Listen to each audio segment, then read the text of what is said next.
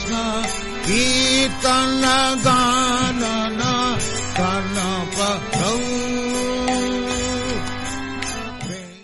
ভগবতে বাসুদেবায়। ওম নমো ভগবতে বাসুদেবায়। ওম নমো ভগবতে বাসুদেবায়।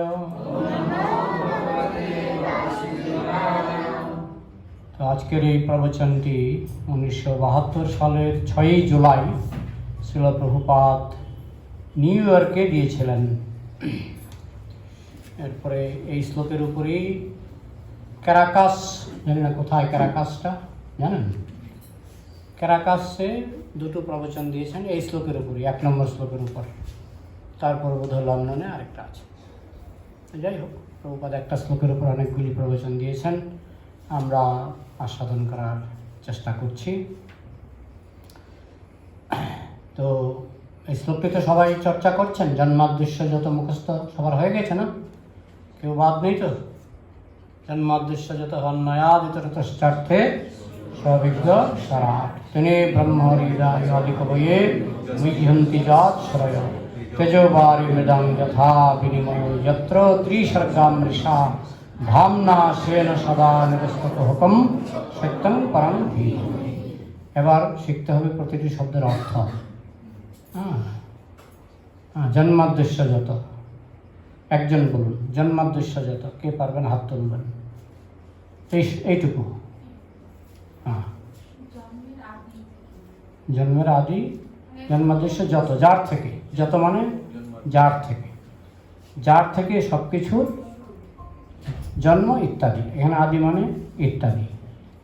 আচ্ছা, এরকম তেনে অর্থটা কে বলতে পারবেন? তেনে, প্রতিটি অর্থ ধরে ধরে বুঝতে হবে।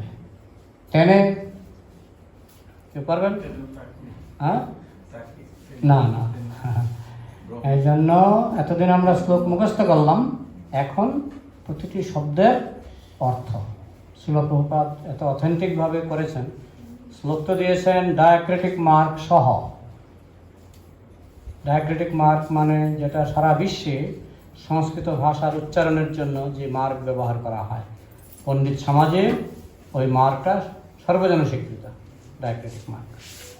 তো প্রভুপাদ কত কষ্ট করে তিনি ডায়াক্রিটিক মার্ক সহ প্রতিটি শ্লোক লিখেছেন, সংস্কৃতে দিয়েছেন, তারপরে ডায়াক্রিটিক মার্ক সহ ইংরেজিতে দিয়েছেন, তারপরে প্রতিটি শব্দের অর্থ আলাদা আলাদা করে দিয়েছেন, তারপরে তাৎপর্যে প্রতিটি শব্দের অর্থ ব্যাখ্যা করেছেন। প্রভুপাদ কত কিছু করেছেন আমাদের জন্য। যাই হোক, এখন থেকে আমি আগামী পাঠগুলিতে প্রতিটি শব্দের অর্থ আমি জিজ্ঞাসা করব, ঠিক আছে? কোনো ইয়ে নাই, কোনো জবরদস্তি নাই। প্রভু বলছে অর্থ জিজ্ঞাসা করবে, আজকে যাবো না পাঠে। হ্যাঁ হ্যাঁ, না কোনো জবরদস্তি নেই। হ্যাঁ, আমি তো এইভাবে আমি আঙুলও দেখাবো না, আমি শুধু লোকে পারবে না হাত তুলব, তখন লজ্জার কোনো সুযোগই রাখবো না। প্রভুপাদ বলছেন যে একটি করে শ্লোক কমপক্ষে একদিন শুধু আবৃত্তি করে যাও।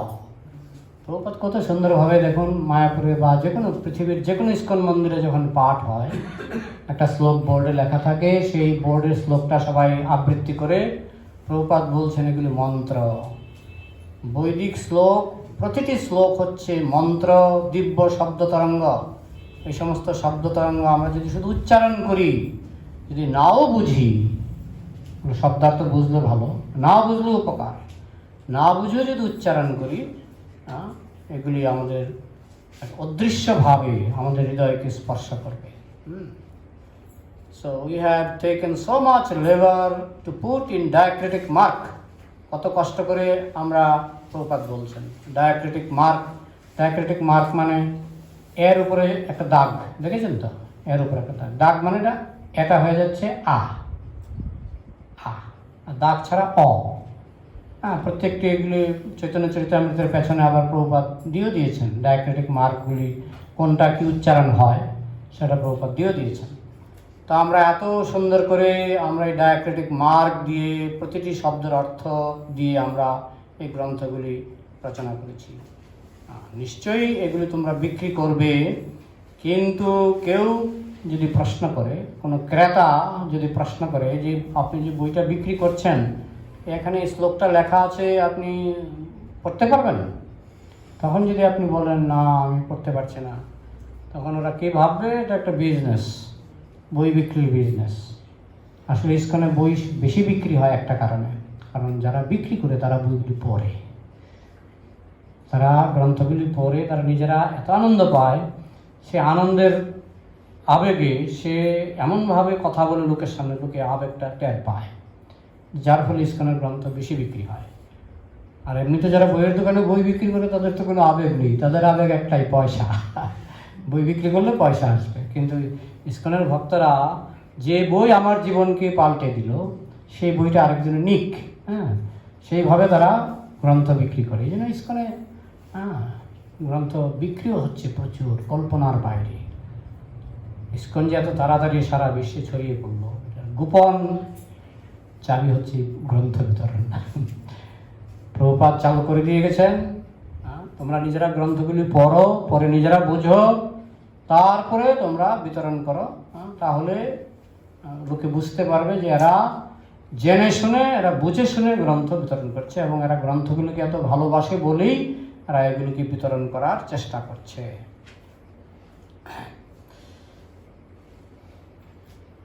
So therefore it is necessary now you have got nice books, each and every sloka verse should be pronounced. প্রত্যেকটি শ্লোক যেন আমরা সুন্দরভাবে উচ্চারণ করে আমরা এগুলো যেন শিখতে পারি। এই জন্য প্রভুপাদ অরিজিনাল সংস্কৃত উচ্চারণ, অরিজিনাল সংস্কৃত ভার্স, ডায়াক্রিটিক মার্ক সব কিছু দিয়েছেন, যেগুলি সমস্ত বিশ্বের সংস্কৃত পণ্ডিতরা যেগুলি স্বীকার করেন। তো এখানে প্রভুপাদ আমাদের কিছু শ্লোকের বাইরেও কিছু শিক্ষা দিচ্ছেন। সংস্কৃত ভাষা নিয়ে প্রভুপাদ অনেক কথা বলেছেন। সংস্কৃত ভাষাকে বলা হয় দেবনাগরী। নামটার মধ্যেই কিন্তু বোঝা যাচ্ছে দেবনাগরী। নাগরী কথাটা এসছে নগর, যেমন কলকাতা একটা নগর, বোম্বে একটা নগর, তাই না? আর দেবনগর, দেবনগর মানে দেবতাদের নগর, মানে স্বর্গ, দেবতারা যেখানে বাস করে। তো সেখানে কিন্তু সংস্কৃত। কোনোদিন যদি স্বর্গে যান কোনো কারণে, তাহলে আপনাকে সেখানে ভাষা চলে, যেমন আমেরিকায় চলে ইংলিশ, স্বর্গে চলে সংস্কৃত। ওই জন্য এটার নাম দেবনাগরী। আর পৃথিবীর যত ভাষা আছে, বিশেষ করে প্রধান ভাষাগুলি সব সংস্কৃত থেকে উৎপন্ন হয়েছে। আপনি একটু সামান্য নজর দিলে বুঝতে পারবেন। যেমন সংস্কৃতে বলে মাতর, মাতর মানে কি মা, ইংরেজিতে কি বলে মাদার, মিল আছে কি না? সংস্কৃতে বলে দহিতর, দহিতর মানে কি কন্যা, কিন্তু সংস্কৃত ইংরেজিতে দহিতর, ডটার, মিল আছে কি না? যে বলে ডেন্টিস্ট, সংস্কৃতে বলে দন্ত। ডেন্টিস্ট কথাটা কোথা থেকে এলো? অরিজিনাল সংস্কৃত থেকে। বহু শব্দ আছে। নোজ, সংস্কৃতে বলে নাসা। আপনি যদি নাসা ইংরেজিতে লেখেন আর নোজ লেখেন, দেখুন অনেকগুলি মিলে যাচ্ছে। ভ্রাতর, ভ্রাতর সংস্কৃত, ভ্রাতর মানে ভাই, আর ইংরেজিতে ব্রাদার, ভ্রাতর ব্রাদার, মিলে কিনা? বহু শব্দ, বহু শব্দ। আমি একটা বই দেখেছিলাম, হাজার হাজার শব্দ মিলিয়ে দেখাচ্ছেন। সংস্কৃত দেখাচ্ছেন, ইংরেজি দেখাচ্ছেন, হাজার হাজার শব্দ মিলে যাচ্ছে। তার মানে কি? ইংরেজি ভাষাও সংস্কৃত থেকে উৎপন্ন। পৃথিবীর প্রধান প্রধান ভাষাগুলি সংস্কৃত থেকে উৎপন্ন। সংস্কৃত আমাদের ভালো করে শিখতে হবে, যতদূর সম্ভব। ইসকনে খুব সোজা। ইসকনে আপনি যদি প্রতিদিন ভাগবত পাঠে সংস্কৃত শ্লোক আবৃত্তি করেন, যেটা ইসকনে প্রভুপাদ সিস্টেম করে গেছেন, দেখবেন যারা 20 বছর 40 বছর ইসকনে থাকে তারা বহু সংস্কৃতের অর্থ শিখে ফেলে এই শ্লোকগুলি আবৃত্তি করতে করতে। একবার প্রভুপাদ কিছু আমেরিকান শিষ্যের সঙ্গে বসেছিলেন, তো একজন বিদেশি, উনি তখনও ভক্ত হননি, আপনার শিষ্যরা দেখি খুব সুন্দর গান করে, তারা বাংলা গান করে। হ্যাঁ, আমার শিষ্যরা বাংলা জানে, সংস্কৃত জানে, প্রভুপাদ বলছেন। সামনে একটা শিষ্য একটু একটু ভয় পেয়ে গেলাম যে সংস্কৃত জানে, আমি তো সংস্কৃত কিছুই জানি না।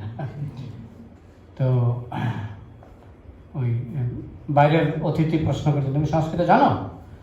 ভয় পেয়ে গেছে। প্রভুপাদ বলছে, সংসারে দাবান হলো।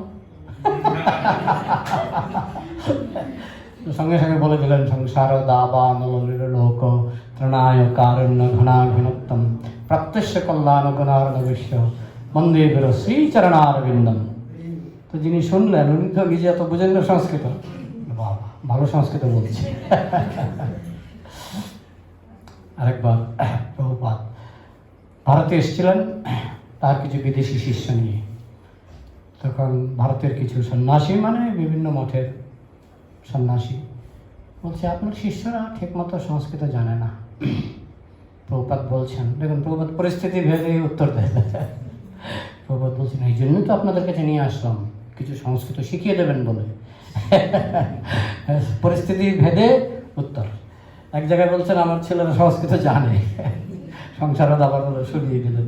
আরেক জায়গায় বলছে আপনাদের কাছে নিয়ে এসেছি যাতে আপনারা একটু সংস্কৃত দয়া করে একটু শিখিয়ে দেন। প্রভুপাদ ইজ প্রভুপাদ। যে পরিস্থিতিতে যেরকম উত্তর দিলে কার্যসিদ্ধি হবে। ওদের অহংকার আছে, ওরা খুব সংস্কৃত জানে, আপনার শিষ্যরা কিছুই সংস্কৃত জানে না, এই জন্য তো আপনাদের কাছে নিয়ে আসলাম, আপনারা সংস্কৃত শিখিয়ে দেবেন। যাই হোক, এই সংস্কৃত আমাদের যতদূর সম্ভব। প্রভুপাদ একটি কাহিনী শোনাচ্ছেন এখানে, যে জার্মানিতে তার একজন গুরু ভাই, প্রভুপাদের গুরু ভাই মানে শ্রীমদ্ ভক্তি সিদ্ধান্ত সরস্বতী ঠাকুরের শিষ্য। জার্মানিতে মানে জার্মান, তার নাম এখন, মানে প্রভুপাদ থাকাকালে নাম ছিল সদানন্দ স্বামী। শ্রীমদ্ ভক্তি সিদ্ধান্ত সরস্বতী ঠাকুরের বিদেশি শিষ্য খুব কম ছিল, কারণ তিনি সেভাবে চেষ্টা করেননি। চেষ্টা করলে তিনিও পারতেন, কিন্তু তিনি জানতেন যে কাজটার জন্য যে সেনাপতি ভক্ত ভগবান নির্বাচন করে রেখেছেন, তিনি আমাদের ইস্কনের অভয়চরণ অরবিন্দ ভক্তি বেদান্ত স্বামী প্রভুপাদ। তো তিনি 2-4 শিষ্য, বিদেশি শিষ্য তার কিছু ছিল, তার মধ্যে একজন ছিলেন সদানন্দ, জার্মানি। তো উনি খুব সংস্কৃত প্রেমিক ছিলেন এবং প্রভুপাদ বলছেন যে ঘন্টার পর ঘন্টা উনি সংস্কৃত কথা বলতে পারতেন। আমাদের ভারতে একজন আছেন এখন বিদেশি, অনর্গল সংস্কৃত বলতে পারেন। কে বলুন, জানেন? হ্যাঁ, বাসুদেব সংস্কৃতে ভাগবত পাঠ করেন, সংস্কৃতে বক্তৃতা দেন, আমি শুনেছি। বিদেশি, কিন্তু সংস্কৃত কতটুক সংস্কৃতের প্রতি প্রেম থাকলে একটা ভাষা আয়ত্ত করে ফেলা যায় বিদেশি হয়ে। আর শিল প্রভুপাদের দেহত্যাগের পর আমাদের ভাগবতের যে বাকি খণ্ডগুলি শিল প্রভুপাদ 10ম স্কন্ধের ব্রহ্ম বিমোহন লীলা পর্যন্ত অনুবাদ করে দেহত্যাগ করেছিলেন। তিনি ভাগবতের অনুবাদ কমপ্লিট করতে পারেননি, কিন্তু অনুবাদ করলেন কে? হৃদয়ানন্দ মহারাজ আর গোপিকাকান্ত গোপীপরানাধন প্রভু, দুজনেই বিদেশি। তার মানে তারা সংস্কৃত হজম করেছেন, না হলে কী করে অনুবাদ করবেন? অনুবাদ যারা সংস্কৃত জানে তারাও অনুবাদ করতে ভয় পায়। সংস্কৃত যাদের একেবারে শিরায় ঢুকে গেছে তারা অনুবাদ করতে পারে। তারা কীভাবে অনুবাদ করেছেন? খুব সুন্দর অনুবাদ করেছেন, অনেকগুলি খণ্ড তারা অনুবাদ করেছেন। তো সেই যে জার্মানি ভক্ত সদানন্দ প্রভু, তিনিও ঘন্টার পর ঘন্টা সংস্কৃত বলতে পারতেন। প্রভুপাদের কাহিনী শোনাচ্ছেন। তো তিনি যখন ওই লন্ডনে, আগের ব্রিটিশ আমলে আমাদের ভারতের কিছু লোক লন্ডনে চলে যেত ওই পড়াশোনা করার জন্য। তখনকার দিনে লন্ডন থেকে একটা ডিগ্রি নিয়ে আসতে পারলে খুব নাম ডাক খুব। তো তারা আসার পথে অনেকে ওই ইউরোপের বিভিন্ন দেশ, জার্মানি, ওইসব দেশে তারা যেতেন। তখন এই সদানন্দ স্বামী মানে সন্ন্যাসী, উনি তাদেরকে ধরতেন, সংস্কৃত ধরতেন। তো যদি সংস্কৃত না পারতেন তো ভাবতেন এগুলি ইউজলেস, এগুলি কোনো কাজের না। মানে বিদেশি ডিগ্রি আছে কিন্তু ভারতীয় কালচারের কোনো রুচি নাই। যাই হোক, শিল প্রভুপাদ এইভাবে আমাদেরকে উৎসাহিত করছেন আমরা যাতে যথাসাধ্য সংস্কৃতের অনুশীলন করি, এবং সেই জন্য যে আমাদের আলাদা মাস্টার ধরতে হবে তা নয়। আমাদের ইস্কনের সিস্টেমটা এরকম, প্রতিদিন নিত্যং ভাগবত সেবায় আমরা যদি প্রতিদিন ভাগবত পাঠ শ্রবণ করি তাহলে দেখবেন বহু শব্দ আপনার ওই শ্লোক আবৃত্তি করার সময় বহু শব্দের অর্থ আপনার একদম মুখস্থ হয়ে যাবে।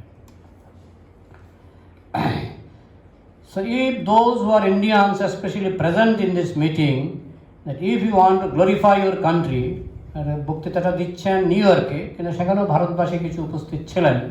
তো প্রভুপাদ বলছেন, তোমরা যদি তোমার দেশের গুণকীর্তন করতে চাও, ভারতের গুণকীর্তন করতে চাও, তাহলে তোমাকে ওই ভাগবত কথা, হরি কথা এইসব প্রচার করতে হবে। কারণ টেকনোলজি দিয়ে বিদেশিদের মন জয় করা যাবে না। যে জিনিস তোমরা এখন পাচ্ছ সেগুলো তারা 100 বছর আগে, 50 বছর আগে আমরা কি করেছি? আমাকে একটা সাইকেল পর্যন্ত বিদেশ থেকে আবিষ্কার, তাই না? ভারতীয়রা সাইকেল আবিষ্কার করেছে। লন্ঠন কি বলে, হারিকেন লন্ঠন, না? এটা কি কোনো ভারতীয় আবিষ্কার করেছে? ভারতের আবিষ্কার খুব কম। ম্যাক্সিমাম আবিষ্কার এরোপ্লেন বলুন, যে কোনো মোবাইল বলুন, কম্পিউটার বলুন, সব তো ওই দিক থেকে আসে। তো ওদেরকে আমরা, যে ভারতবাসীরা গিয়ে যদি ওদেরকে বলে আমরা অমুক জিনিসটা আবিষ্কার করেছি, ওই বৈজ্ঞানিক আবিষ্কার দিয়ে ওদেরকে মুগ্ধ করা যাবে না। যদি ভারতের মহিমা সারা বিশ্বে, ভারতকে মানুষ শ্রদ্ধা করবে কখন? যদি ভারতবাসীরা ভারত ভূমিতে হইল মনুষ্য জন্ম যার, জন্ম সার্থক করি করো পরোপকার। পরোপকার মানে ভাগবত কথা, হরি কথা। প্রভুপাদ যখন লন্ডনে গিয়েছিলেন তখন কিছু সাংবাদিক প্রভুপাদকে চেপে ধরেছেন। এখানে তো আপনারা স্বামীজিরা আসে কিছু টাকার জন্য, কিছু ভিক্ষা করার জন্য। প্রভুপাদ বলছেন, না, আমি সেই কারণে আসিনি, আমি কিছু দিতে এসেছি। তোমরা ব্রিটিশরা ভারতে গিয়েছিলে, প্রভুপাদ একদম স্ট্রেট ফরওয়ার্ড, তোমরা ব্রিটিশরা ভারতে গিয়েছিলে ভারতকে শোষণ করার জন্য। আসলে তারা তাই করেছে। যে ভারতের এই যেমন তাজমহলে যে মণিমুক্তাগুলি ছিল, মুঘলদের এই একটা ভালো গুণ ছিল, ওরা যা এখানে ইনকাম করেছে এখানেই খরচ করেছে। ইন্ডিয়াতে ইনকাম করেছে, ইন্ডিয়াতেই খরচ করেছে। তারা তাজমহল নির্মাণ করেছে ইন্ডিয়ার মণিমুক্তা দিয়ে, এবং বিদেশ থেকে মণিমুক্তা এনে তারা তাজমহল বানিয়েছে। ব্রিটিশরা কিন্তু উল্টো করেছে। ব্রিটিশরা কী করেছে, ওই তাজমহলের মণিমুক্তাগুলি খুলে খুলে খুলে খুলে, এমনকি কোহিনূর বলে একটা রত্ন ছিল, ওইটা পর্যন্ত নিয়ে চলে গেছে। আরও ভালো ভালো যত সিংহাসন টিংহাসন, যত ভালো ভালো দামি জিনিস ছিল, সব ওই ব্রিটিশ মিউজিয়ামে নাকি এখনও দেখা যায়। তো ওরা কিন্তু এদেশ থেকে নিয়ে ওদের দেশকে বাড়িয়েছে, ওদের দেশের মানে সমৃদ্ধি বাড়িয়েছে। মুঘলরা সেটা করেনি।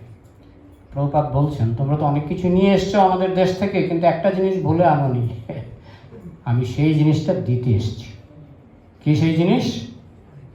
শ্রীমদ্ ভাগবত। তোমরা অনেক কিছুই নিয়েছো, অনেক কিছুই চুরি করেছো, কিন্তু একটা জিনিস তোমরা চুরি করতে পারোনি, সেটা হচ্ছে শ্রীমদ্ ভাগবত। আমি সেটা দিয়ে এসেছি, আর সেটা নিয়ে এসেছি। প্রভুপাদকে একজন বলছিলেন যে আপনি ভাগবত প্রচার করতে আপনি আমেরিকায় এসছেন? না না না, ভাগবত এসছেন, আমি ভাগবতের পেছনে পেছনে আমি এসেছি তাকে অ্যাসিস্ট করার জন্য, তাকে সাহায্য করার জন্য। কোন স্তরে থাকলে পরে এই ধরনের বাক্য নিশ্চিত হয়? প্রভুপাদ বলছেন, তোমরা যদি তোমাদের দেশের গৌরব বাড়াতে চাও, তাহলে তোমাদের এই হরিকথা সর্বত্র, বিশেষ করে বিদেশে, ভারত ভূমিতে হইল মনুষ্য জন্ম যার, জন্ম সার্থক করি করো পরোপকার। একজন ঠাকুর, অমুক ঠাকুর তমুক ঠাকুর আছেন আমাদের, উনি বলেন, আমি তো পরই খুঁজে পাচ্ছি না, আমি পরোপকার করবো কি করে? সবাই তোমার আপন, আমি তো পর খুঁজে পাচ্ছি না, আমি পরোপকার করবো কি করে? তো ভারত ভূমিতে হইল মনুষ্য জন্ম যার, জন্ম সার্থক করি করো পরোপকার। এখানে পর কথার অর্থ প্রভুপাদ লিখেছেন, পর মানে পরম, পর মানে পরম, সর্বশ্রেষ্ঠ উপকার। সর্বশ্রেষ্ঠ উপকার হলো মানুষকে দিব্য জ্ঞান এবং ভক্তি দান করা, এটা হলো সর্বশ্রেষ্ঠ উপকার। পাইয়া মনুষ্য দেহ জেনা শুনে গৌরগুণ, হেন জন্ম তার কেন হইল, পাইয়া অমৃত ধ্বনি পিয়ে বিষবর্ত পানি, জন্মি আসে কেন নাহি মইল। পাইয়া মনুষ্য দেহ, মনুষ্য দেহটা এটি যে কী জিনিস আমরা গভীরভাবে ভাবি না বলে বুঝতে পারি না। এটা একটা অত্যন্ত গুরুত্বপূর্ণ উপহার মনুষ্য দেহটা। পাইয়া মনুষ্য দেহ জেনা শুনে গৌরগুণ, হেন জন্ম তার কেন হইল, কি লাভ? এই মনুষ্য দেহ পেয়ে আমি যদি মহাপ্রভুর কথা, ভাগবতের কথা, গীতার কথা যদি আমি না শ্রবণ করি নিয়মিত, শুধু শ্রবণ করলে হবে না, এটার গুরুত্ব সহ অনুধাবন করতে হবে, অনুভব করতে হবে। না হলে মনুষ্য দেহের কী লাভ আছে? মনুষ্য দেহ পেয়েও কোনো লাভ হলো না। পাইয়া অমৃত ধ্বনি পিয়ে বিষবর্ত পানি, জন্মি আসে কেন নাহি মইল, তার হাতে অমৃতের ভাণ্ড। মনুষ্য দেহটা হলো অমৃতের ভাণ্ড, কিন্তু সেই অমৃতের ভাণ্ড ফেলে দিয়ে সে খাচ্ছে বিষ পানি, বিষবর্ত পানি। পাইয়া অমৃত ধ্বনি পিয়ে বিষবর্ত পানি, কত বড় একটা বোকামি হচ্ছে। জন্মি আসে কেন নাহি মইল, জন্মগ্রহণ করার পর তার মৃত্যু হলো না কেন? মৃত্যু হলেই বরং ভালো ছিল, কারণ এত বড় সুযোগ পেয়েও সে সুযোগটাকে সদ্ব্যবহার করলো না। বিশেষ করে ভারতবর্ষে মনুষ্য জন্ম, বিশেষ করে বঙ্গদেশে মনুষ্য জন্ম অত্যন্ত অত্যন্ত দুর্লভ গিফট। এবং এই গিফট পাওয়ার পর আমাদের কর্তব্য হচ্ছে নিজে হরিকথায় ডুব দেওয়া এবং অন্যদের মাঝে এই হরিকথা বিতরণ করা। এখন সবাই তো আর প্রভুপাদের মতো পারবে না, তাই একটা দৃষ্টান্ত আমরা বলে থাকি যে রামচন্দ্র যখন সেতু বন্ধন করেছিলেন তখন হনুমান বড় বড় পর্বত নিয়ে ফেলে দিচ্ছিলেন, তাই না? আর একটা কাঠবিড়ালি ছোট ছোট পাথরের টুকরা নিয়ে ফেলছিলেন। তো হনুমান বলছে, এই এখান থেকে পালা, কারণ আমি যেভাবে স্পিডে আসা যাওয়া করছি, কোন সময় অন্যমনস্কভাবে তোর পায়ে তোর গায়ে পা রাখবো, তুই চ্যাপ্টা হয়ে যাবি। তখন রামচন্দ্র এটা লক্ষ্য করলেন, লক্ষ্য করে হনুমানকে বললেন, হনুমান তুমি এইভাবে কাঠবিড়ালিটাকে অপমান করেছ, ঠিক হয়নি, কারণ সেও প্রেম সহকারে আমার সেবা করছে, তাই তুমি এইভাবে তাকে নিরুৎসাহিত করতে পারো না, তুমি তাকে উৎসাহ দাও। তো রামচন্দ্রকে নিজে তার পিঠে আঙুল দিয়ে আদর করে দিয়েছিলেন। এবং দেখবেন আমাদের ত্রিপুরায় কাঠবিড়ালি আছে, কিন্তু তাদের পিঠে দাগ নাই। আসামের কাঠবিড়ালির কি পিঠে দাগ আছে? সবার নেই, কিন্তু এখানে আমি দেখি মায়াপুরে সব কাঠবিড়ালির পিঠে দাগ। বৃন্দাবনও তাই, কাঠবিড়ালির পিঠে দাগ, 3টা দাগ। তো সাধুরা বলেন যে ওই 3টা দাগ এসছে রামচন্দ্রের 3 আঙ্গুল থেকে। তিনি কাঠবিড়ালিকে আদর করে দিয়েছিলেন যে তুমি যে নুড়ি ফেলছো সেটা খুব ভালো। তো আমরা হনুমানের মতো না পারবো না, শ্রীল প্রভুপাদ হনুমানের মতো প্রচার করেছেন, কিন্তু আমরা কাঠবিড়ালির মতো অন্তত চাচা আপন প্রাণ বাঁচা, নিজেকে তো বাঁচাই। তো নিজেকে বাঁচাতে গেলে যে এখানে আমরা হরিকথা আস্বাদন করছি, আমরা নিজেকে বাঁচাবার চেষ্টা করছি। আর যতদূর সম্ভব কাঠবিড়ালির মতো যতদূর সম্ভব আমাদের প্রচার করা উচিত।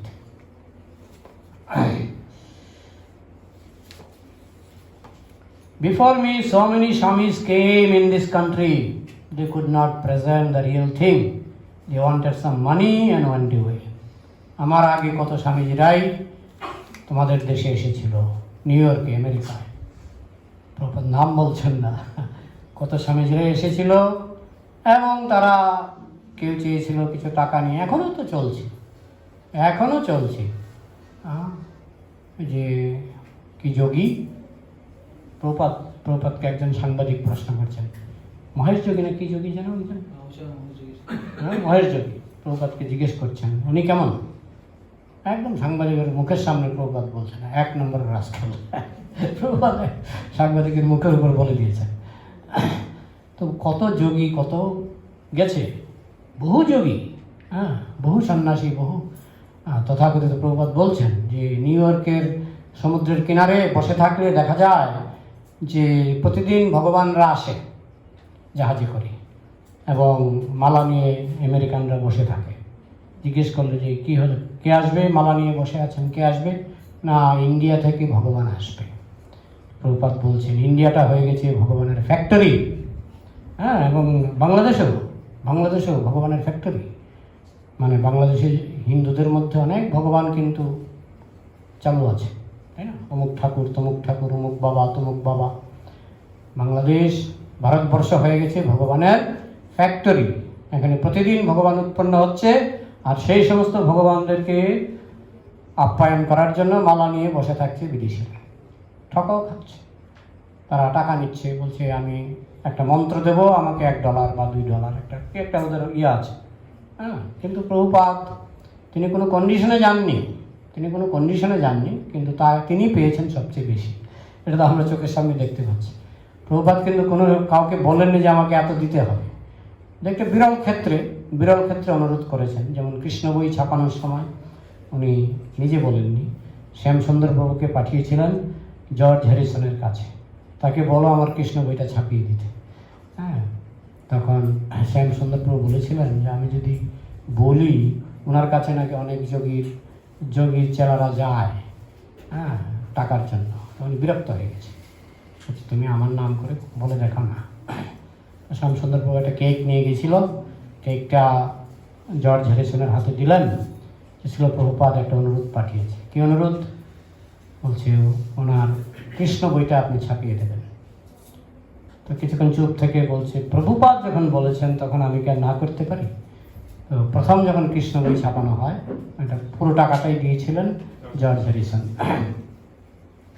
তো আমরা এখানে, প্রভুপাদ বলছেন, আমরা এখানে নিতে আসিনি, আমরা এখানে দিতে এসেছি। আসলে যা দিতে এসছেন, এই যে কৃষ্ণ বই ছাপানো দেওয়ার জন্যই, তাই না? কারণ কৃষ্ণ বই পড়লে মানুষ কৃষ্ণকে বুঝতে পারবে। হ্যাঁ, কৃষ্ণ কনসাসনেস দেওয়ার জন্য প্রভুপাদ বৃদ্ধ বয়সে সমস্ত পৃথিবী মোটামুটি 15 বার, ক্লিয়ারলি 14 বার, কিন্তু মোটামুটি 15 বার। লাস্টে তিনি অসুস্থ অবস্থায় লন্ডনে গিয়েছিলেন, সেটাকে গুনলে 15 বার হয়। তিনি 15 বার বিশ্ব পর্যটন করেছেন। হ্যাঁ, তো আমরা এখানে ওই চাল ভিক্ষা করতে আসেনি, ডাল ভিক্ষা করতে আসেনি, আটা ময়দা ভিক্ষা করতে আসেনি, টাকা ভিক্ষা করতে আসেনি। আমরা এখানে কিছু দিতে এসেছি, দিব্য সংস্কৃতি, বৈষ্ণব সংস্কৃতি। হ্যাঁ, এই হচ্ছে আগের স্বামীজিরা যারা এসেছিলেন তাদের সঙ্গে আমার পার্থক্য, শ্রীমদ প্রভুপাদ বলছেন। So you European American students, you take full advantage of this Vedic culture. তোমরা আমেরিকাবাসী এবং ইউরোপবাসী যারা আছো, তারা এই সুন্দর বেদিক সংস্কৃতির পূর্ণ সুযোগ গ্রহণ করো। এই জন্য প্রভুপাদ বলছেন, আমি যথেষ্ট পরিশ্রম করছি যাতে আমার এই দেহত্যাগের আগে আমি তোমাদের কিছু গ্রন্থ দিয়ে যেতে পারি, যাতে আমার মৃত্যুর পর তোমরা গ্রন্থগুলিকে এনজয় করতে পারো। Books who you can enjoy after my death. I may give you some books which you can enjoy after my death. আমার দেহত্যাগের পরে তোমরা এই গ্রন্থগুলিকে উপভোগ করতে পারবে, এনজয় করতে পারবে। হ্যাঁ, তো প্রভুপাদের গ্রন্থ না পড়লে কি এনজয় হবে? প্রভুপাদ কি সুন্দরভাবে বলছেন, এনজয় করো। মানুষ তো এনজয় করতেই ভালোবাসে না? হ্যাঁ, তো মানুষ যদি মনে করে যে গ্রন্থ পাঠ করে এনজয় করবো, তো প্রভুপাদের গ্রন্থ রয়ে গেছে।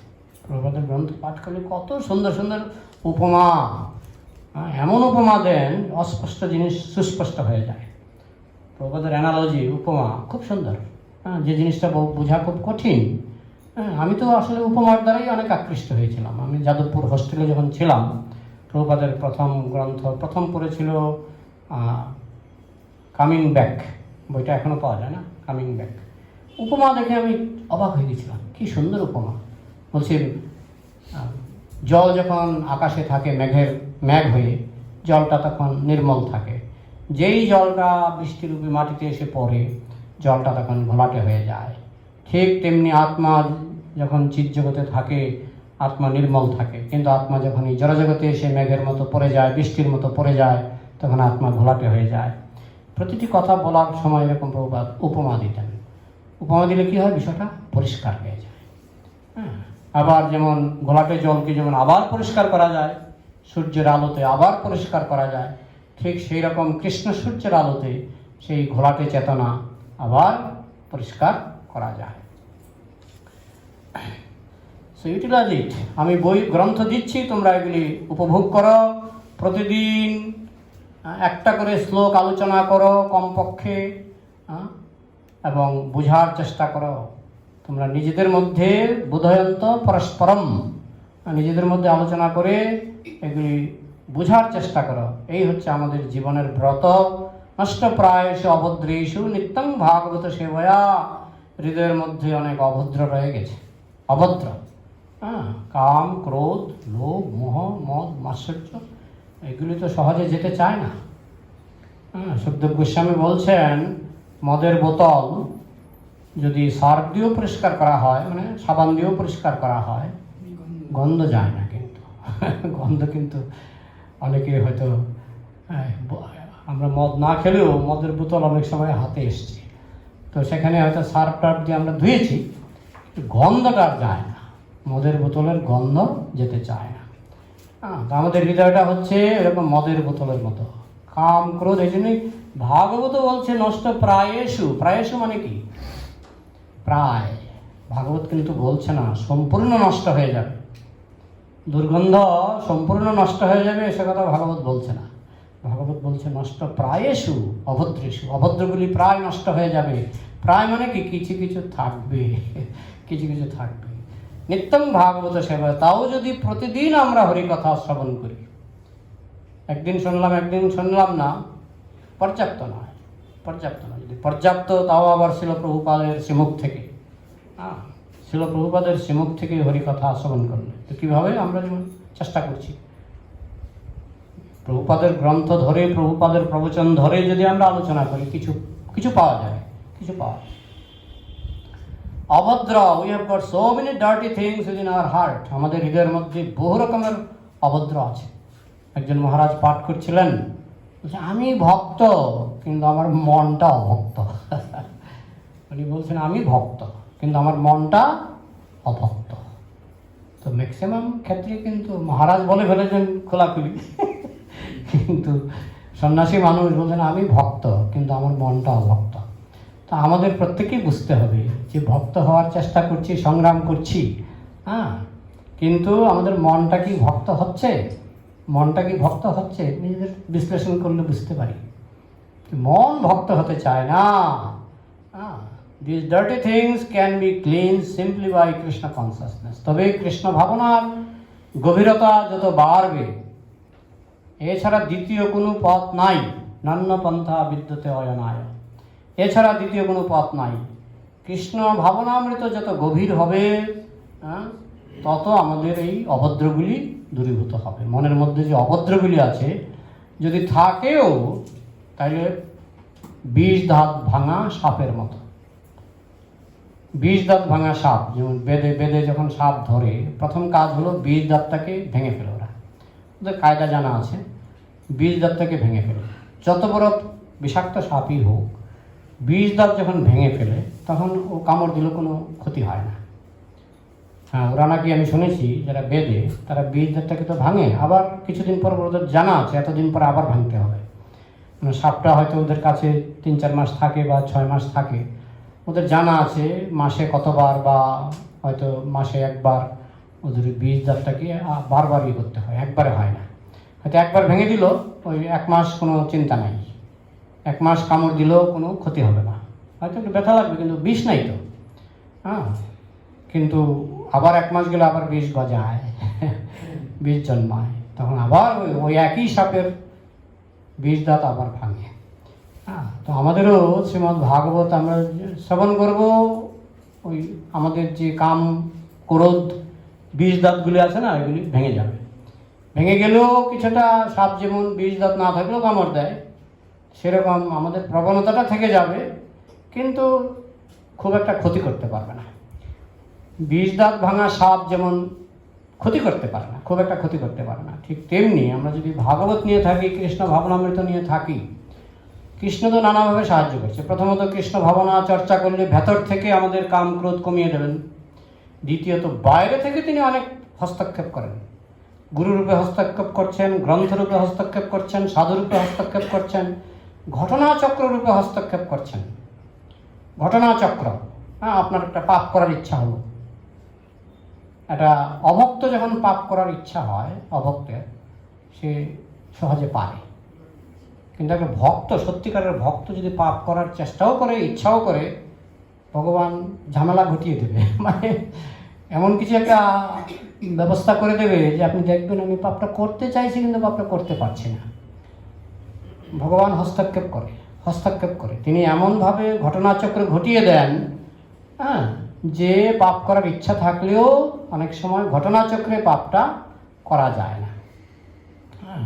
আমাদের রাধেশ্যাম প্রভু একটা দৃষ্টান্ত দিয়েছিলেন যে একটা ভক্ত, উনি বলছেন, আমি নাম বলবো না, যে কিছু একটা অন্যায় কাজের দিকে ঝুঁকে পড়েছিলেন। তো হঠাৎ করে একটা গাড়ি অ্যাক্সিডেন্ট হলো, উনি এমন একটা বেকায়দায় পড়ে গেলেন যে আর ওই অন্যায় কাজ করার মতো তার আর কোনো সুবিধা রইল না। ভগবান নানাভাবে ঘটনাচক্র ঘটাতে পারে, সবসময় যে অ্যাক্সিডেন্ট হবে তা নয়, কত কিছু, হয়তো আপনাকে এক জায়গায় বদলি হয়ে যেতে হলো কোনো কারণে, বিভিন্নভাবে ভগবান বাইরে থেকেও সাহায্য করে, ঘটনাচক্র রূপে সাহায্য করে। So these dirty things can be cleansed simply by Krishna consciousness. শুধু কৃষ্ণ ভাবনামৃত অনুশীলনের মাধ্যমে আমাদের হৃদয়ের অভদ্রগুলিকে দূর করা যেতে পারে, অন্য কোনো উপায় নেই। শৃণ্যতাংশ কথা কৃষ্ণ পুণ্যশ্রবণ কীর্তন হৃদয় অন্তস্থ হি অভদ্রাণি বিধুনতি সুরিচ্ছতাম নষ্টপ্রায়েষু অভদ্রেষু নিত্যং ভাগবত সেবয়া ভগবতী উত্তম শ্লোকে ভক্তির ভবতী নৈষ্ঠিকী। প্রভুপাদ এক চোরের কাহিনী শুনিয়েছেন, যে এক চোর পকেটমার, সে যেখানে পাঠ হতো সেখানে নাকি সে নিয়মিত পকেট মারত। সুবিধাটা কি, ওই টাকা পয়সা নিয়ে পাঠ শুনতে যায় না অনেকে, পাঠে মগ্ন হয়ে যায়, আর পাঠে মগ্ন হয়ে তার পকেটের দিকে নজর থাকে না, আর সেও তিলক টিলক কেটে গিয়ে পাঠে বসে যেত, পকেট মার। কিন্তু সরল টাইপের পকেট মারা।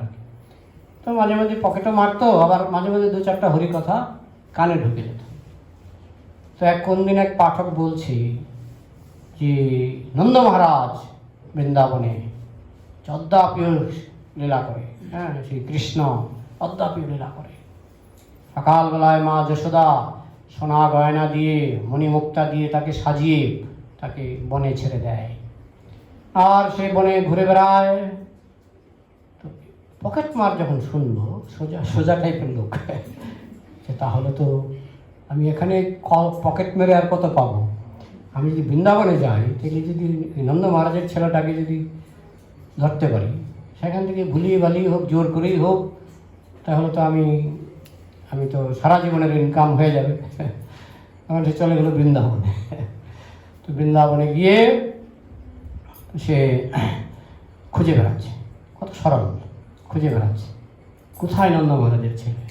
আর কৃষ্ণেরও কি কৃপা হলো, তার সরলতায় মুগ্ধ হয়ে কৃষ্ণ একেবারে অলঙ্কারে সেজে তার সামনে এসে হাঁটাহাঁটি করছে। তখন পকেট মার বলছে, তুমি কোথায় থাকো? তখন কৃষ্ণ বলছে, এই তো আমার বাড়ি ওখানে। মিষ্টি মিষ্টি কথা বলছে। রূপ দেখে সেই পকেট মারের হৃদয় বলে গেল, এত সুন্দর, বাবা, মানুষ এত সুন্দর হয়, আর কত সুন্দর অলঙ্কার।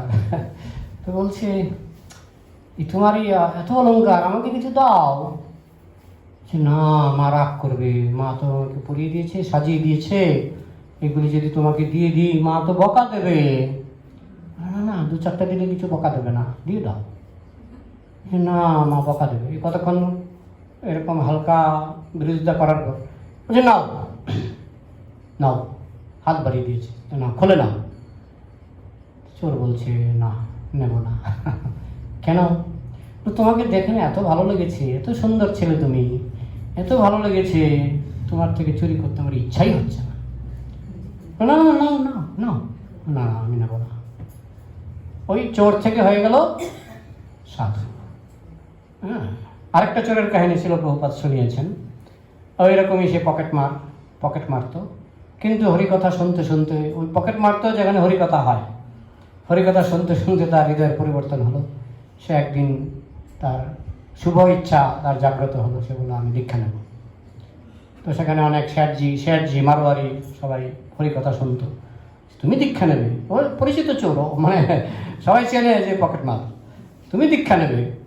বলে হ্যাঁ, আমি পাঠ শুনতে শুনতে আমার মনে পরিবর্তন এসছে, আমি সব চুরি টুরি ছেড়ে দেবো, তো আমি এখন দীক্ষা নেব। তো গুরু মহারাজকে বলা হলো, গুরু মহারাজ বললেন পরিবর্তন যখন এসেছে জগাই মাধাই যদি হতে পারে, ও হতে পারবে না কেন, তো দীক্ষা দিয়ে দিল। তারপরে তো সে সত্যি সত্যি ভালো হয়ে গেল, অন্তত ভালো হওয়ার চেষ্টা করছে। তারপরে একদিন সব শেঠজিরা বলছে আমরা একটু বৃন্দাবন ঘুরতে যাব। তো সে বলছে আমি কি আপনাদের সঙ্গে যেতে পারবো? বলে আসো আসো, কোনো ব্যাপার না। তো সেই বৈষ্ণব যে আগে চোর ছিল, সেও মানে ওই মারোয়ারিদের সঙ্গে বৃন্দাবনে গেল। বৃন্দাবনে গিয়ে তারা মানে অত মানে আলাদা আলাদা ঘর আর বুকিং করতে পারেনি, একটা হল ঘর বুকিং করেছে। হ্যাঁ, এই হল ঘরের মধ্যে সব শেঠজিরা সেখানে রাত্রিবেলায় ঘুমিয়েছে, লাইট জ্বালিয়ে ঘুমিয়েছে। তো সেই চোর মাঝরাতে উঠে বসেছে, মানে আগের চোর এখন বৈষ্ণব, বসে দেখছে ওই শেঠজির পকেট থেকে মানিব্যাগটা দেখা যাচ্ছে। আরেক দিকে তাকিয়ে দেখছে ওইখানে আরেকটা মানিব্যাগ দেখা যাচ্ছে। এরকম যেদিকে চোখ যায়, বাবা এদের পকেটে, প্রত্যেকের পকেটে মানিব্যাগ দেখা যাচ্ছে। আমি আজকে তিলক কেটেছি বলে আমার এত বড় সুযোগটা হলো, যদি তিলকটা না কাটতাম এই ঘরেই তো ঢুকতে পারতাম না। তো এই সুযোগটাকে হাতছাড়া করবো? তো গিয়ে আস্তে আস্তে আস্তে আস্তে সবাই নাক ডেকে ঘুমাচ্ছে, সবাই পরিক্রমায় ক্লান্ত ছিল, নাক ডেকে ঘুমাচ্ছে। সে আস্তে আস্তে গিয়ে এক শেঠজির পকেট থেকে একটা মানিব্যাগ নিয়ে নিল, নিয়ে এসে দরজার দিকে এগুচ্ছে, বেরিয়ে যাবে। তখন তার মনে হলো আজকে সকালবেলায় মহারাজ পাঠে বলছিলেন যে চুরি করলে পাপ হয়, কিন্তু বৈষ্ণবের সম্পত্তি চুরি করলে মহাপাপ। বৈষ্ণবের সম্পত্তি চুরি করলে এটা হচ্ছে ব্রহ্মস্ব অপহরণ। ব্রহ্মস্ব অপহরণ মানে বৈষ্ণবের সম্পত্তি, মহাত্মার সম্পত্তি অপহরণ করলে শাস্তি বেশি হয়, পাপ বেশি হয়। এটা মনে পড়তে বলছে, থাক বৈষ্ণব তো হয়ে গেছে, আর চুরি করবো না। কিন্তু কার পকেট থেকে নিয়েছিলেন ওই ব্যাগ মনে নেই, এটা কার পকেট থেকে নিলাম, আরেকজনের পকেটে দিয়ে দিলেন ভুলে। তারপরে ঘুমাবার চেষ্টা করছেন, দূর শাস্ত্র। তারপরে আবার উঠে দেখছে আরেকটা বড় মানিব্যাগ দেখা যাচ্ছে। সে আবার সেদিকে এগিয়ে গেল, সেদিকে এগিয়ে গিয়ে সে ওই মানিব্যাগটা নিয়ে আর শাস্ত্র মানব না। আর আজকে সকালে মহারাজ পাঠে বলছিলেন অন্য জায়গায় অপরাধ করলে যা ফল হয়, ধামে অপরাধ করলে তার 1000 গুণ বেশি ফল হয়। মানে পাপ করলেও বেশি ফল, পুণ্য করলেও বেশি ফল। তাহলে ধামে যদি আমি ব্রহ্মস্ব অপহরণ করি, বৈষ্ণবের সম্পত্তি অপহরণ করি, তাহলে আমার ডবল মানে 1000 গুণ শাস্তি বেশি ভোগ করতে হবে না। মানে তার 20 দাঁত ভেঙে গেছে, সোজা কথা তার 20 দাঁতটা ভেঙে গেছে। তো সে আবার কার কাছ থেকে নিলাম, চুরির সময় তো এত মুখের দিকে তাকিয়ে চুরি করে না, পকেটের দিকে নজর ছিল, কার কাছ থেকে নিলাম বুঝতে পারিনি। সে আরেকজনকে সেই মানিব্যাগটা আরেকজনের পকেটে ঢুকিয়ে দিল। এরকম করে 3-4 বার ভুল করেছে, করে শেষে একেবারে লাস্টে বলছে না, মরি তাও ভালো, কিন্তু ধামে আমি আর পাপ করবো না। হ্যাঁ, বলে সে ঘুমিয়ে পড়ল। মঙ্গল আরতির টাইমে সবাই উঠে গেল। উঠে প্রথম শেঠজি বলছে, আরে এটা তো আমার মানিব্যাগ না, এটা কি করে এখানে এলো? আরেকজন বলছে, দেখুন তো এটা আপনার কিনা। আরেকজন মানিব্যাগ দেখালো, বলে হ্যাঁ হ্যাঁ এটা আমার, এটা আপনার এখানে কি করে গেল? এরকম করে 4-5 জনের মধ্যে পাল্টাপাল্টি হলো। বলি এটা কি করে হলো, এটা আশ্চর্য ব্যাপার। আর সবাই তখন ওই চোরের দিকে তাকাচ্ছে ঘন ঘন। তখন চোর উঠে দাঁড়ালো সবার সামনে, দাঁড়িয়ে বলছে,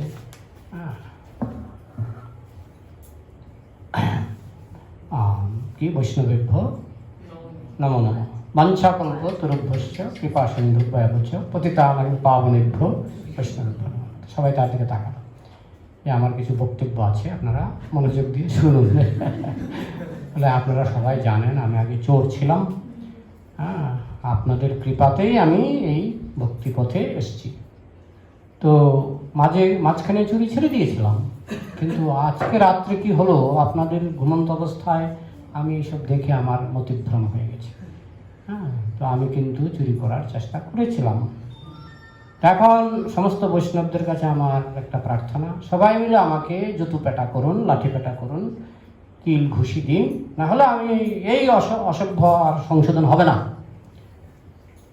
তখন বৈষ্ণবরা বলছে, ও তাই, ঠিক আছে, আর এরকম করিস না। সে সবাইকে আবার বাঞ্ছাকল্পতরু উদ্দেশ্য বলল। যাই হোক, সরল মনে বৈষ্ণবরা তাকে ক্ষমা করে দিল। ওই যে 20 দাঁত ভেঙে যায়, পাপ করার রুচিটা কিছুটা থাকে, অনেক সময় যেতে চায় না, মদের বোতলের গন্ধের মতো কিছুটা রুচি থাকে, পাপের প্রতি আসক্তি কিছুটা থাকে, কিন্তু 20 দাঁতটা ভেঙে যায়, বেশি কায়দা করতে পারে না। তো বেশি কায়দা যাতে করা না যায় সেই জন্য আমাদের নিত্যম ভাগবত সেবয়া, প্রতিদিন গীতা শ্রবণ, প্রতিদিন ভাগবত শ্রবণ, প্রতিদিন চৈতন্য চরিতামৃত শ্রবণ, যত বেশি শ্রবণ হবে তত বেশি কাজ হবে। শ্রদ্ধা সহকারে শ্রবণ, দিস ইজ দ্য প্রসেস। শ্রবণম শৃণ্যতাংশ কথা কৃষ্ণ, কৃষ্ণের কথা শ্রবণ করো। কৃষ্ণ হৃদয় থেকে সাহায্য করছে, তিনি তো হৃদয়ে বসে আছেন, আমাদের প্রতিটি বাসনা তিনি টের পাচ্ছেন। প্রতিটি বাসনা সবার আগে টের পান, পরমাত্মা রূপে কৃষ্ণ বসে আছেন হৃদয়ে, তাই তিনি সবার আগে বুঝতে পারেন যে আমার এই সন্তানটি কি চাইছে। তো বেশি ক্ষতি হতে দেন না। পরমাত্মা কিন্তু অনেকটা নিরপেক্ষ, পরমাত্মাকে বলা হয় বাঞ্ছাকল্পতরু। পরমাত্মা কিন্তু জীবের খারাপ বাসনাও পূর্ণ করে দেন, বিশেষা হস্তক্ষেপ করেন না। হস্তক্ষেপ করেন কৃষ্ণ, কৃষ্ণ কিন্তু খুব কড়া হস্তক্ষেপ করেন। কিন্তু পরমাত্মা উপদ্রষ্টা অনুমন্তা চ ভর্তা ভোক্তা মহেশ্বর। উপদ্রষ্টা তিনি সাক্ষী, উপদ্রষ্টা অনুমন্তা তিনি অনুমতি দেন, ভর্তা তিনি নিজে ভোক্তা, তিনি মহা ঈশ্বর, তিনি পরম নিয়ন্তা, কিন্তু তিনি খুব একটা হস্তক্ষেপ করেন না। এই জন্য পরমাত্মাটা অনেক সময় প্রশ্ন জাগে, পরমাত্মা আমার হৃদয়ে বসে আছে, তা সত্ত্বেও আমার পাপে রুচি হচ্ছে কি করে, বা আমার কাম ক্রোধ কি করে প্রবল হচ্ছে। তার উত্তর হলো পরমাত্মা খুব একটা হস্তক্ষেপ করে না, বরং পরমাত্মা জীবের বাসনা অনুসারে তাকে পুনর্জন্ম দান করার জন্য সহযোগিতা করে। তার নির্দেশেই মায়াদেবী প্রকৃতি, তার নির্দেশেই পরবর্তী দেহটা তৈরি করে। কিন্তু পরমাত্মা কিন্তু জীবের বাঞ্ছা কল্পতরু, জীবের যা বাঞ্ছা, তার যদি কুকুরের মতো বাঞ্ছা হয়, পরমাত্মা সেটা বাঞ্ছা কল্পতরু রূপে তিনি সেটা পূর্ণ করে দেন। কিন্তু কেউ যখন কৃষ্ণ ভক্ত হয়ে যায়, তখন কৃষ্ণর সঙ্গে যদি তার লিঙ্ক হয়, তখন কৃষ্ণ কিন্তু হস্তক্ষেপ করেন। আমি বিজ্ঞ, এই মূর্খে বিষয় কেন দিব? তুমি বিষয় চাইছো, কিন্তু আমি তোমাকে বিষয় দেব না। সত্যম বিসত্যম অর্থিতম অর্থিতম নৃণাম, ওই শ্লোকটা শিখেছিলেন আমাদের সঙ্গে। হ্যাঁ, স্বয়ং বিধত্তে নিজ পাদ পল্লবম মিচ্ছা পিদানম নিজ পাদ পল্লবম, শ্লোকটা আমার মনে পড়ছে না। যাই হোক, যে ভক্তিও করছে, বিষয় চাইছে, ভগবান বলছেন আমি তোমাকে দেব না।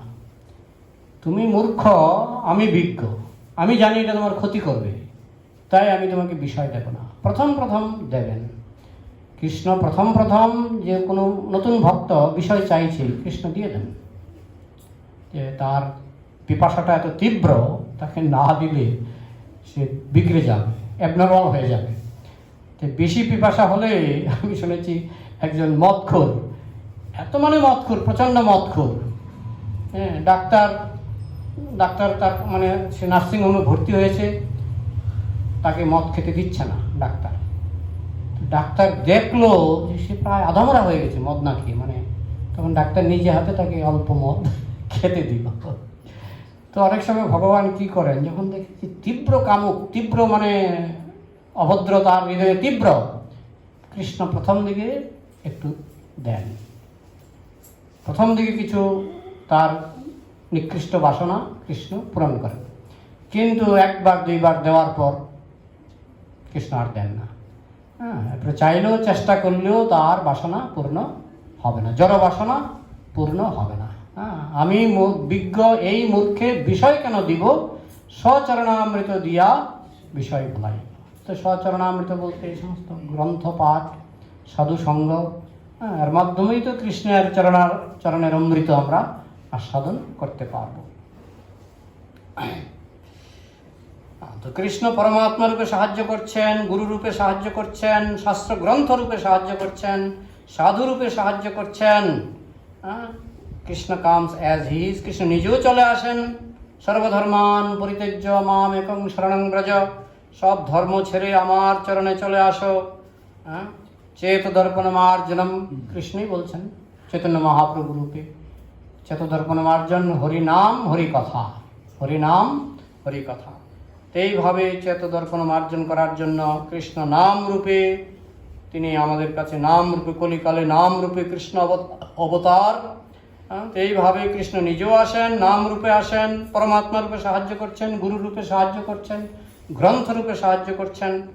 আবার নেগেটিভ সাহায্য আছে, কষ্ট দিয়ে সাহায্য করেন, ব্যথা যন্ত্রণা দিয়ে সাহায্য করেন। এটা তো একটা মেডিসিন। ব্যথা যন্ত্রণা যে আমরা ভোগ করি, এটা একটা ঔষধ। সোজা আঙুলে ঘি না উঠলে বলা হয় বাঁকা আঙুলে তুলতে হয়। শাস্ত্র দিয়ে যদি কাজ না হয়, তখন শাস্ত্র থেকে আকারটা বাদ দিন, কি হয়? শস্ত্র। তো কৃষ্ণ প্রথমে শাস্ত্র দিয়ে, গুরু দিয়ে চেষ্টা করেন। যদি দেখি যে না, শাস্ত্র দিয়ে হচ্ছে না, তখন আকারটা তুলে দেন, শস্ত্র।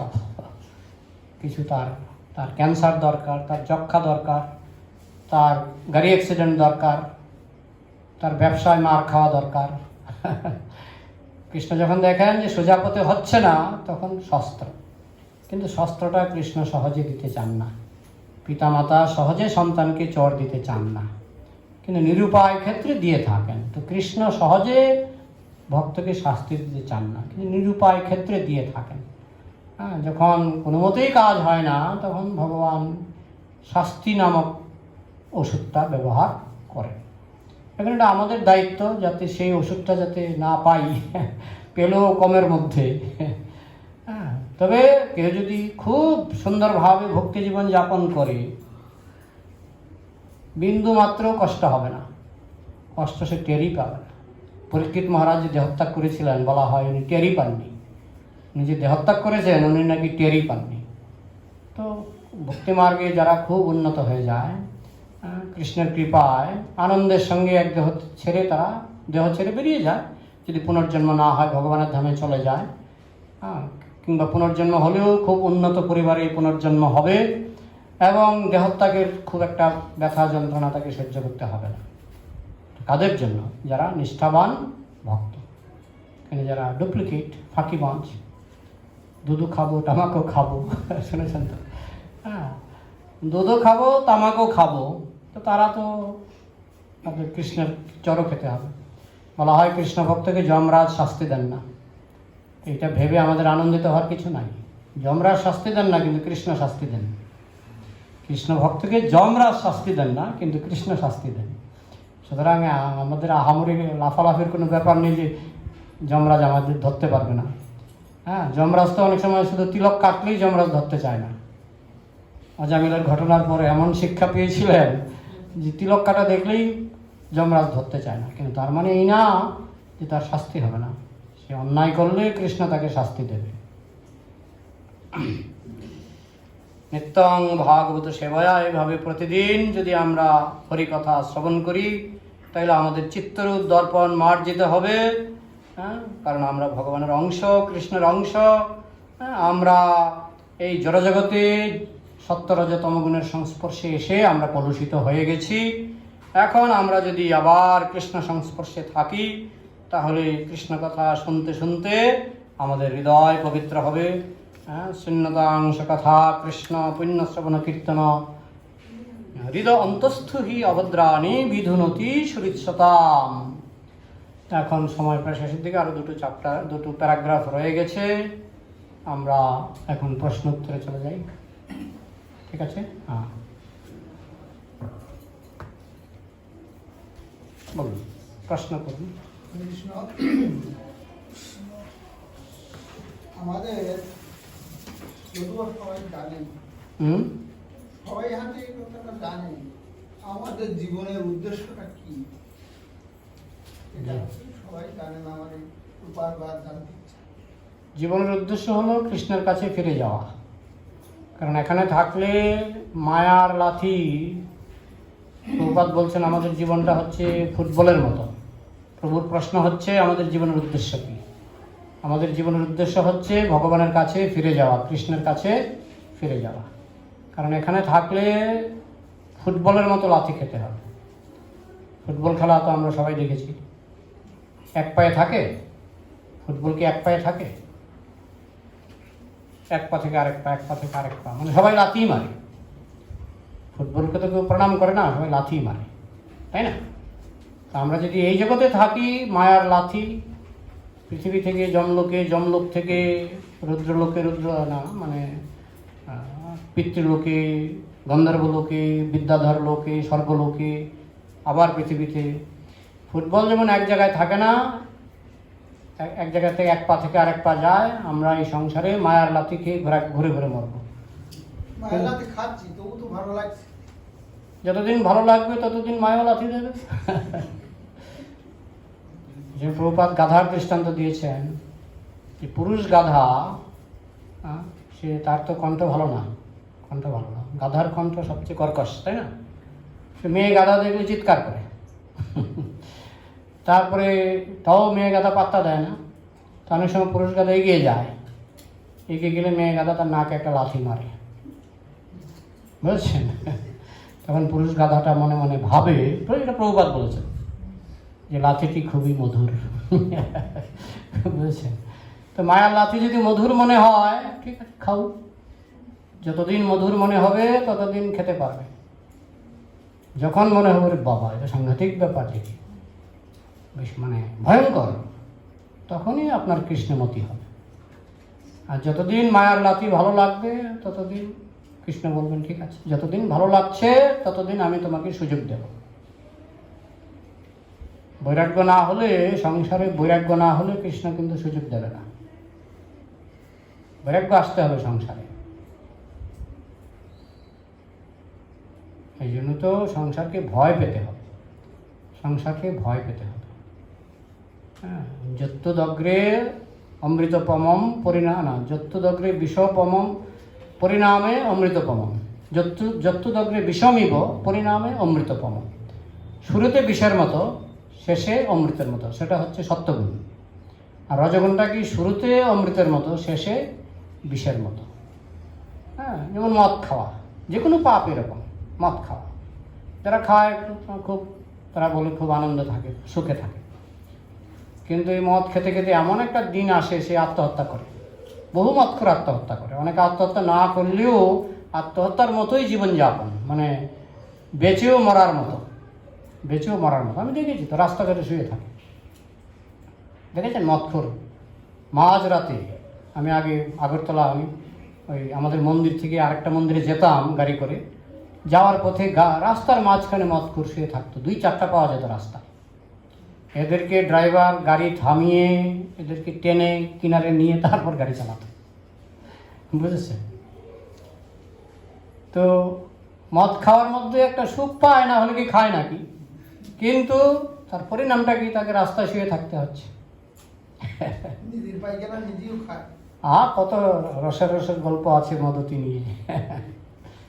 যে কুকুর নাকি তাকে চেটে দিচ্ছে, তাকে গল্পটা বলবো না।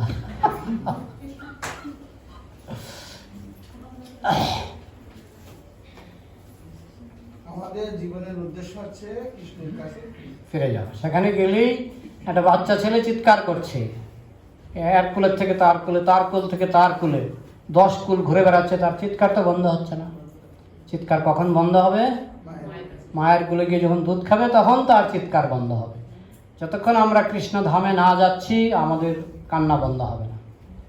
যেখানেই যাই, স্বর্গে গেলেও আমাদের কান্না বন্ধ হবে না, বুঝেছেন? আব্রহ্মা ভবনা লোকা পুনরাবর্তন উঠছেন।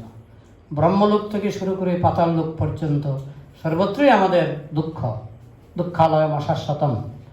হ্যাঁ, একমাত্র কৃষ্ণধামে গেলেই আপনি দুঃখকে জয় করতে পারবেন। যাওয়ার সহজ উপায়টা কি? সহজ উপায় ছিল প্রভুপাদ। প্রভুপাদ যা দিয়ে গেছেন সেটাই সবচেয়ে সহজ। এত সহজ উপায় অন্য অনেক মোটেই নেই, বুঝেছেন? এত সহজ উপায়। সুন্দর বাড়িতে থাকবেন, পাস্তা পিজা খাবেন, যদিও আস্তে আস্তে জ্ঞান বাড়লে এগুলির দিকে রুচি কমে যায়, কিন্তু প্রভুপাদ যা দিয়ে গেছেন এত সহজ উপায় আমার মনে হয় না কোনো মঠে পাবে।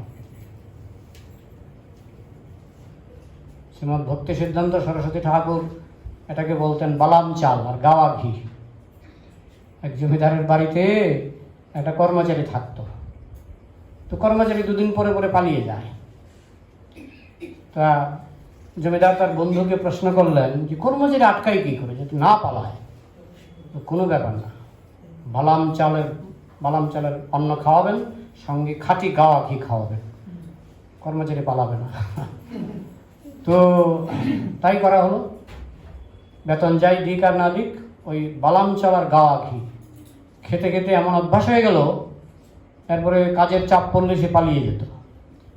পালিয়ে গিয়ে দুদিন পর আবার ফিরে আসতো। জমিদার বাবু, সবসময় আপনাকে স্বপ্ন দেখি, সবসময় আপনার ছেলে পুলে এদের কথা মনে পড়ে, মায়া হয়ে গেছে জমিদার বাবু, আপনার প্রতি মায়া হয়ে গেছে। তো বন্ধুকে জিজ্ঞেস করলেন, এখন তো আসে দেখি, ওই আপনার প্রতিও মায়া নয়, আপনার ছেলে পুলের প্রতিও মায়া নয়, বালাম চালার ঘি।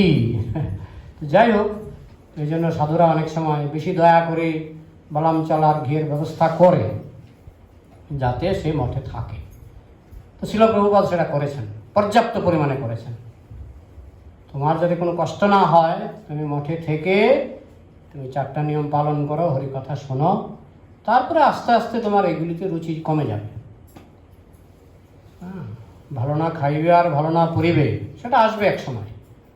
প্রথম দিকে ঠিক আছে, আকণ্ঠ ভোজন, কিন্তু শেষ দিকে অটোমেটিক্যালি সাধু সঙ্গের প্রভাবে সেটা আসবে। তাই ম্যাক্সিমাম কনসেশন যদি কেউ দিয়ে থাকেন, শিল প্রভুপাদ দিয়েছেন। তাই আপনি সহজ উপায় বলছেন কিভাবে সহজে ভগবানকে পাবো, তো সবচেয়ে সহজ উপায় আপনি শিল প্রভুপাদের আশ্রয়ে ইস্কনে পাচ্ছেন। বুঝছেন? ঠিক আছে, আর কোনো প্রশ্ন করেন? হ্যাঁ মাতাজি। বলছি যে ভক্তরা যে জীবনে দুঃখ কষ্ট পায়, সেটা কি পূর্বজন্মের পাপের ফল নাকি অপরাধের শাস্তি, যদি ব্যাখ্যা করেন। এমনিতে বলা হয় ভক্তদের কষ্ট কৃষ্ণ নিজে হাতে দেয়, সেটা এই জন্মের পাপের ফলও হতে পারে, পূর্বজন্মের পাপের ফলও হতে পারে, কিন্তু শাস্তিটা কৃষ্ণ দেন। কৃষ্ণ মেপে মেপে দেন যে তাকে কতটুকু শাস্তি দেওয়া দরকার, এবং সেই শাস্তিটার ফলে তার যেন ভক্তি বৃদ্ধি পায়। কৃষ্ণ কিন্তু শাস্তি দেন শুধু একটাই উদ্দেশ্য, তার ভক্তিটাকে বৃদ্ধি করার জন্য। বুঝেছেন? ঠিক আছে, আর কোনো প্রশ্ন? প্রভুরা প্রশ্ন করুন, আর একটা দুটো প্রশ্ন হয়ে যাক নাকি? প্রভুর প্রশ্ন আছে? প্রভু শ্রীমদ্ ভাগবতমে 18,000 শ্লোক, তো আমরা যে গতিতে যাচ্ছি তাতে তো মনে হচ্ছে আমরা শেষ করতে পারবো না। শুনুন, শেষ সম্বন্ধে আপনি একটু বলুন। সেটা আমি প্রথম দিনের পাঠে একটা প্রভুপাদের বক্তব্য বলেছিলাম, স্লো বাট শিওর। প্রভুর প্রশ্ন হচ্ছে 18,000 শ্লোক আমরা যে গতিতে যাচ্ছি শেষ হবে না। প্রভুপাদ বলতেন চিনির বস্তা উপর থেকে খেলেও মিষ্টি, নিচের থেকে খেলেও মিষ্টি, সাইডের থেকে খেলেও মিষ্টি। সুতরাং অনন্ত ভগবানের কথা, আপনি যদি 18,000 শ্লোক শেষও করে দেন, ভাববেন না যে আপনি কৃষ্ণের কথা শেষ করে দিলেন। অনন্ত, বরং আমরা যেভাবে যাচ্ছি, আমরা স্লো বাট শিওর, যেটুকু প্রভুপাদ বলেছেন সেটুকু তো শুনছি। হ্যাঁ, আমি হয়তো একটু ব্যাখ্যা করার চেষ্টা করছি, কিন্তু প্রভুপাদকে ধরে ধরে ব্যাখ্যা করার চেষ্টা করছি। ব্যাখ্যা করলেই জিনিসটা ভালো বুঝানো হয়। প্রভুপাদকে ধরে ধরে তো প্রভুপাদের কথাগুলিকে পড়ছি, পড়ে ওই কথাটা পরিষ্কার করার জন্য যতটুকু দরকার চেষ্টা করছি। হ্যাঁ, যাই হোক, তবে যতদূর আমরা যতদিন বেঁচে থাকবো, চলুক, ওই কথা, লাভ ছাড়া লোকসান নাই। হ্যাঁ, তবে একটা জিনিস দেখবেন, আপনি যদি প্রথম স্কন্ধটা ভালো করে বোঝেন, তাহলে বাকি স্কন্ধগুলি আপনার অনেক সহজে বুঝতে পারবেন। এই জন্য প্রভুপাদ বলছেন যে আমি ভাগবতের মানে 12টা স্কন্ধ আমি প্রথম 3 ভলিউমের মধ্যে দিয়ে দিয়েছি। এরকম একটা উক্তি আছে, ভাগবতের যে 12টা স্কন্ধ সাইলেন্ট করে রাখুন, সাইলেন্ট করে দিন।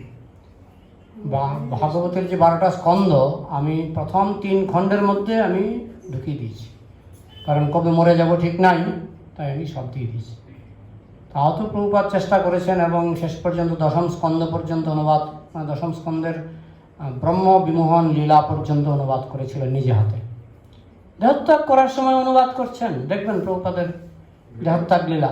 দেহত্যাগ করে শুয়ে শুয়ে জয়াদ্বৈত মহারাজ মাইক নিয়ে বসে আছেন, একজন শ্লোক পড়ছেন ভাগবত থেকে, প্রভুপাদ অনুবাদ করছেন। কল্পনার বাইরে, কল্পনার। আচ্ছা, যারা পারে তাদের হাতে দিয়ে দিন মোবাইলটা।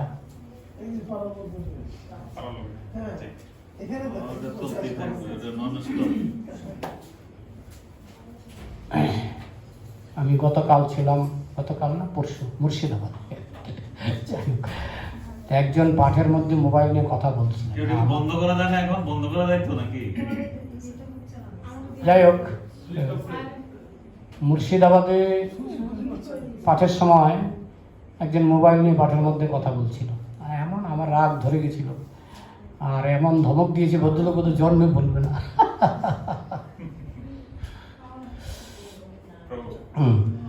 ভক্তিচারক স্বামী গুরু মহারাজ বলছিলেন, ওই ক্লাস এখানে দিচ্ছিলাম নাম, তো উনি ওই মোবাইল ফোন বাজলে ওনাকে বলতেন যে পরের দিনের প্রসাদ সেবায় করতে হবে বৈষ্ণবদের।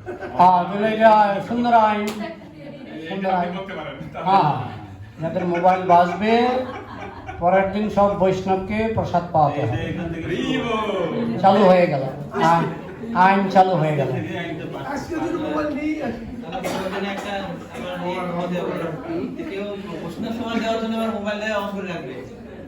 ভালো ভালো, সেটা ভালো, সেটা আমরা ওয়েলকাম করি।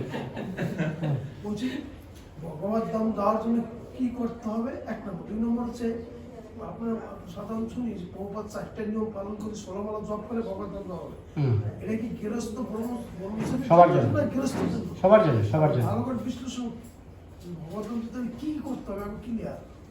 একদম পরিষ্কার, 4টা নিয়ম পালন করবেন আর 16 মালা জপ, পাশাপাশি হরিকথা শ্রবণ, এগুলি তো প্রভুপাদ, আসলে প্রভুপাদ তিনি ভয় দেখাতে চাননি। হ্যাঁ, যেন প্রথম যখন দীক্ষা দিয়েছিলেন তখন কিছুই বলেননি, 4টা নিয়মও বলেননি। প্রভুপাদের জীবনীতে দেখবেন, প্রভুপাদ যখন প্রথম দীক্ষা দিয়েছিলেন, প্রথম যে 12 জন না 11 জন, 4টা নিয়মের কথা বলেননি। প্রভুপাদ কত সন্তর্পণে গাড়ি চালিয়েছেন। ইস্কনের গাড়ি যে এখন এত এত সারা পৃথিবীতে এখন প্রসারিত হয়েছে, প্রভুপাদ কত সন্তর্পণে চালিয়েছেন। প্রথম যখন 12 জনকে না 11 জনকে বোধ হয় না 11 জনকে দীক্ষা দিয়েছিলেন, 4টা নিয়মের কথা বলেননি। দীক্ষার পরে শিষ্যরা গিয়ে বলছে, প্রভুপাদ আমাদের জানতে ইচ্ছা হচ্ছে যে এখন আমরা তো দীক্ষা নিলাম, আমাদের কি করণীয়। এরপরে প্রভুপাদের বাক্যটা শুনুন, আমি খুব খুশি হয়েছি, আমি খুব খুশি হয়েছি তোমরা যে জানতে চাইছো তোমাদের কি করণীয়। প্রভুপাদের আনন্দ দেখে তাদের আবার আনন্দ হলো, হচ্ছে তোমাদের 4টা নিয়ম পালন করতে পারি। প্রভুপাদ খুশি হয়ে গেছে, আমরা ওনাকে অখুশি করব? খুশি হয়ে গেছে একজন এত বড় নির্মল ভক্ত, ওনাকে আমরা অখুশি করব? কেমন কায়দা করে প্রভুপাদ এদেরকে আটকে দিয়েছেন। তারপরেও ভালো ভালো প্রসাদ রান্না করে খাইয়ে টাইয়ে, ইস্কন বুলেট টুলেট খাইয়ে সব সব ঠিক করে নিয়েছেন। মৃত্যু যন্ত্রণা সবচেয়ে ভয়ঙ্কর। তখন হরির নাম তো সহজেই করা যায় না। মৃত্যুর সময় কৃষ্ণকে স্মরণ করলেই একপথ কৃষ্ণকে যেতে পারে, এমন কোনো কথা নেই। কোনো কোনো পুরাণে লেখা আছে, প্রভু বলছে যে মৃত্যুর সময় কৃষ্ণকে স্মরণ করলে কৃষ্ণকে পাওয়া যাবে। এমনও পুরাণে এমনও কথা আছে, তুমি আমাকে হয়তো মৃত্যুর সময় ভুলে যেতে পারো, কিন্তু তোমার সারা জীবনের কার্যকলাপ আমি কিছু ভুলিনি, এবং সেই অনুসারে আমি তোমাকে সঠিক স্থানে নিয়ে যাব।